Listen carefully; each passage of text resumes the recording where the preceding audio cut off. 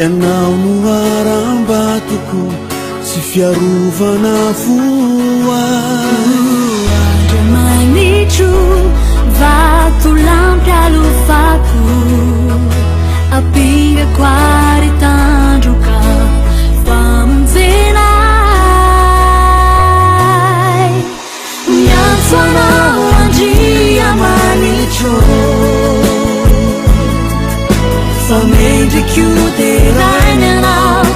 asandatra sy ankalazaina ny feona hitaraina taminao niainy anao Andriamanitra miantso anao Andriamanitro famendriko terainy anao asandatra sy ankalazaina ny feona hitaraina taminao niainy anao Andriamanitra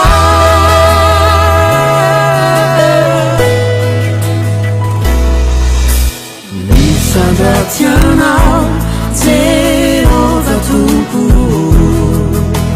alehibe ny drafonao sy ny famarinanao Andriamanitro tafatoetra ny foko mifanaiko ny lasira mankalaza anao fa tsara indrindra anao mideranao lehibe ny voninahitra miantso anao Andriamanitro